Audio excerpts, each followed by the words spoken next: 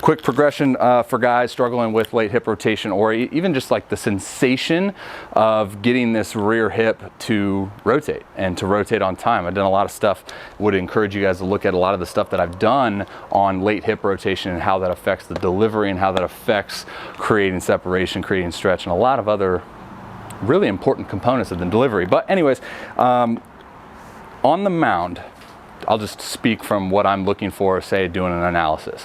When I see a guy at full anchor point, just very simple things that I'm looking at is the positioning in which their rear hip is in through space. Now, something that is easy for me to identify is not so much like the hip bone, because that's hard, you can't see it, but looking at the rear foot. And at full front foot contact, or what I call anchor point, I want to see this foot kind of, you know, up the whole entire bottom of the sole could be seen. Now, obviously, some people are going to be different, and some doesn't mean it's wrong or doesn't mean it's right, but it's a very easy thing to look for in terms of, you know, timing, sequencing of the hip rotation. Now, obviously you want to look at the shoulder as well to see if they're not moving together and they are able to segment, but that's a video for another day. So like I said, a quick, easy progression is if you have a slider or a furniture slider or whatever, you can put that rear foot, that drive foot on it. And the reason why I like the slider is because it's obviously slippery and it slides a lot easier than if you were to just do your foot, which actually creates this unawareness of where that foot is in space. So if we give an athlete a slider, then we can really feel that almost like squish the bug sensation, right? So you want to turn that foot, which you can feel is automatically going to internally rotate that hip. So now as the hip rotates, you want to see where you're at in space. And like I say, a lot of the times I usually look for like a 45-degree angle while the trunk stays neutral. So with the slider, you can feel as you like do a dry rep or however you want to get creative with it, you can feel as you disconnect, you rotate and you segment, right? Disconnect, rotate, segment, disconnect, rotate, segment. So you want that segmentation of keeping the trunk neutral, and by way of keeping trunk neutral, you usually look at like the hand in space, right? So hand raise, then you can get fancy with it.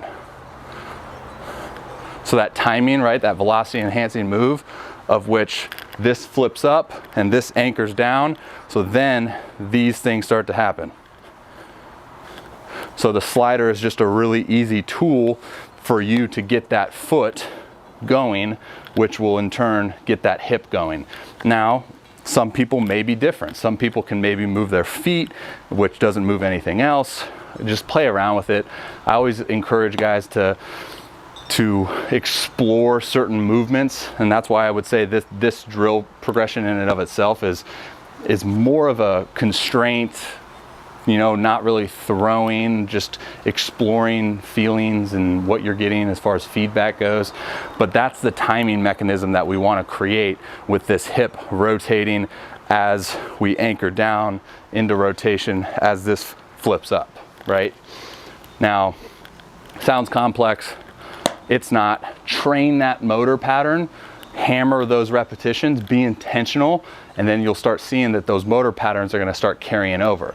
I did a video the other day on why I like blending progressions, and this is something that you can start blending.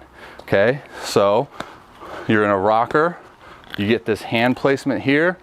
As you disconnect from that lead foot, you start to rotate that hip, and as you anchor down, that hand flips up, but notice my trunk is not rotating. My trunk is staying neutral, but my hips are starting to rotate. So then you create awareness for that movement, boom, boom, boom. So you say you do like 10 repetitions of this guy right here. Now remember, flat ground is gonna be different than the mound, so you may wanna incorporate some reps on the mound. Boom, boom, boom. Then blend those, okay? So 3, boom, kick that away, go into your leg lift, okay? So your body can start absorbing that input and blending that into your regular throw. Instill those motor patterns. I don't know why I'm out of breath, but I am. I'm out. Hopefully that helps. See ya.